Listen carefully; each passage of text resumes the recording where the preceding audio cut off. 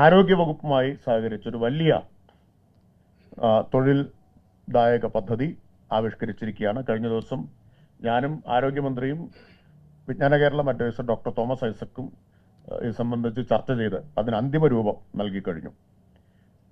Palliative care രംഗത്താണ് ആരോഗ്യവകുപ്പുമായി ചേർന്ന് കുടുംബശ്രീ 50,000 പേർക്ക് ജോലി നൽകാൻ ഇപ്പോൾ ധാരണയായിട്ടുള്ളത്. സാന്ത്വനമിത്ര എന്നൊരു പുതിയ പദ്ധതിയാണ് ഇതിനുവേണ്ടി ആവിഷ്കരിക്കുന്നത്. ഓരോ തദ്ദേശ സ്ഥാപനത്തിലും സാന്ത്വന പരിചരണം ആവശ്യമായ എല്ലാവർക്കും ശാസ്ത്രീയമായ ഗൃഹകേന്ദ്രീകൃത പരിചരണം ലഭ്യമാക്കുന്നതിന് പരിശീലനം നൽകിയ കുടുംബശ്രീ പരിചരണ സേവകരുടെ ഒരു സേനയെ സംസ്ഥാനത്തുടനീളം രൂപീകരിക്കും. 50,000 പേർക്ക് പരിശീലനം നൽകാനാണ് ഇപ്പോൾ ലക്ഷ്യമിട്ടിട്ടുള്ളത്. ആദ്യഘട്ടമായി 10,000 പേരുടെ പരിശീലനം ഈ ഒക്ടോബർ മാസത്തിൽ ആരംഭിക്കും. ഒക്ടോബറിൽ തന്നെ 10,000 പേരുടെ പരിശീലനം ആരംഭിക്കാൻ തീരുമാനമായി കഴിഞ്ഞു. ഇപ്പോൾ കുടുംബശ്രീയുടെ സംഘടനാ സംവിധാനം വഴി അയൽക്കൂട്ടം, ADS, CDS വഴി സേവനം ആവശ്യമുള്ള കുടുംബങ്ങളെ കണ്ടെത്തും. പാലിയേറ്റീവ് കെയർ ആർക്കെല്ലാമാണോ ആവശ്യമായിട്ടുള്ളത് അവരെ കണ്ടെത്തും.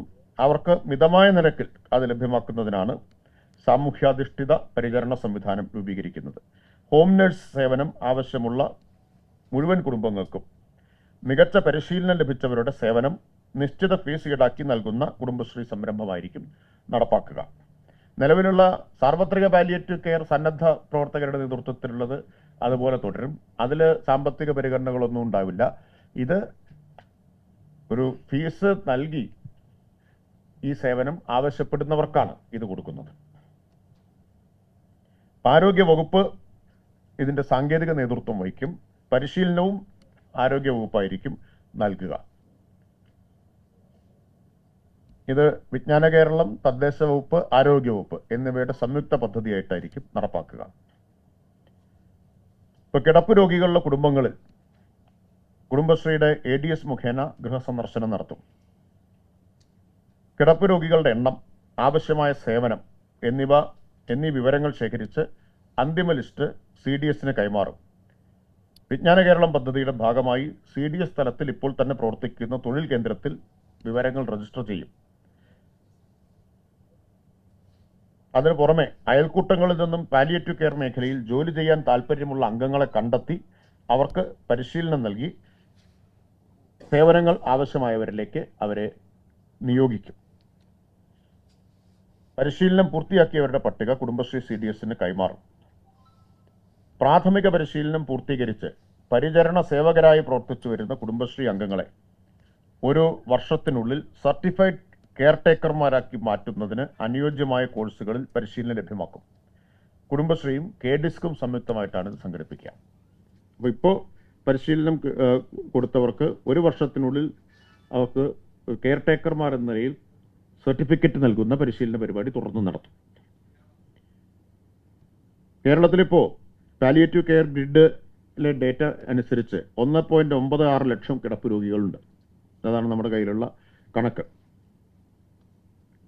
നിലവിൽ ഈ രംഗത്ത് കുടുംബശ്രീ പ്രവർത്തിക്കുന്നുണ്ട്. ആശ്രയ, അഗതിരഹിത കേരളം, സാന്ത്വനം, ബഡ് സ്ഥാപനങ്ങൾ, അതിദാരിദ്ര്യ ലഘൂകരണം എന്നിവയുടെയൊക്കെ ഭാഗമായിട്ട് കുടുംബശ്രീ മാതൃകാപരമായിട്ടുള്ള പ്രവർത്തനങ്ങൾ ഇപ്പോൾ തന്നെ നിർവഹിച്ചുകൊണ്ടിരിക്കുന്നുണ്ട്. ഏറ്റവും ഒടുവിലായി കുടുംബശ്രീ കെയർ എക്കോണമിയുടെ സാധ്യതകൾ ഉപയോഗപ്പെടുത്തുക എന്ന ലക്ഷ്യത്തോടെ K4 കെയർ എന്ന പദ്ധതി നടപ്പാക്കിക്കൊണ്ടിരിക്കുന്നു. അതിലൂടെ 825 കെയർ ടേക്കർമാരെ 825 കെയർ എക്സിക്യൂട്ടീവുകളെ പരിശീലനം നൽകി കുടുംബശ്രീ അവരുടെ സേവനം ഇപ്പോൾ ലഭ്യമാക്കിക്കൊണ്ടിരിക്കുന്നുണ്ട്. അത് പേയ്മെൻറ്റിൻ്റെ അടിസ്ഥാനത്തിലാണ്. അവർക്ക് തൊഴിലും വരുമാനവും ഇപ്പോൾ ഉറപ്പുവരുത്താൻ കഴിഞ്ഞിട്ടുണ്ട്. അപ്പോൾ ആ പരിശീലനം NIPMR, HFLP, PT, Aspiran learning academy എന്നിവയിലൂടെയാണ് നൽകിയിട്ടുള്ളത്. ഇപ്പോൾ 2 ബാച്ചാണ് ഇപ്പോൾ പുറത്തിറങ്ങിയിട്ടുള്ളത്. അത് തുടരും. അവർക്കുള്ള പരിശീലനം തുടരും. 2 മാസം നീണ്ടു നിൽക്കുന്ന വളരെ ശാസ്ത്രീയവും ആധുനികവുമായിട്ടുള്ള പരിശീലനമാണ്. അപ്പോൾ ആ നിലയിൽ ഈ രംഗത്തെ പ്രൊഫഷണലുകൾ എന്ന നിലയിലാണ് കെയർ എക്സിക്യൂട്ടീവുകളുടെ സേവനം ഇപ്പോൾ ലഭ്യമാക്കുന്നത്. സാന്ത്വനമിത്ര എന്നത് കുറച്ചുകൂടി ചുരുങ്ങിയ ദിവസത്തെ പരിശീലനമായിരിക്കും. ഇത് കുടുംബശ്രീയെ സംബന്ധിച്ചും വിജ്ഞാന കേരളത്തെ സംബന്ധിച്ചും വലിയ ഒരു നേട്ടമാണ് കൈവരിക്കാൻ കഴിഞ്ഞിട്ടുള്ളത്. ഇപ്പോൾ നമ്മൾ ലക്ഷ്യം വയ്ക്കുന്നത് 1 ലക്ഷം തൊഴിൽ ഈ മാസത്തോടു കൂടി ലക്ഷ്യം കൈവരിക്കുക എന്നതാണ്. ഇപ്പം 55,913 പേർക്ക് തൊഴിൽ നൽകാൻ കഴിഞ്ഞിട്ടുണ്ട്. ഈ മാസത്തോടു കൂടി 1 ലക്ഷം പേർക്ക് നമുക്ക് തൊഴിൽ ലഭ്യമാക്കാൻ കഴിയും. ചെയ്യുന്ന ജോലിക്കനുസരിച്ചാണ് വേതനം. നിലവിൽ ഇതേ ജോലി ചെയ്യുന്നവർക്ക് 15,000-ലധികം രൂപ വരുമാനം കിട്ടുന്നുണ്ട്. ഇതിൽ ആമുഖമായിട്ടൊരു കാര്യം പറയേണ്ടിയിരുന്നത്, കുടുംബശ്രീ ഇതുവരെ പ്രധാനമായിട്ടും കേന്ദ്രീകരിച്ചിരുന്നത് സംരംഭങ്ങൾ, സൂക്ഷ്മ സംരംഭങ്ങൾ സ്ത്രീകളുടെ വളർത്തിയെടുക്കുക, അതിലൂടെ സംരംഭകത്വത്തെ പ്രോത്സാഹിപ്പിക്കുക, വരുമാനം ഉണ്ടാക്കുക എന്നതിലാണ്. 27 കൊല്ലം മുമ്പ് കുടുംബശ്രീ ആരംഭിക്കുന്നത് ദാരിദ്ര്യ ലഘൂകരണ മിഷൻ എന്ന നിലയിലാണ്.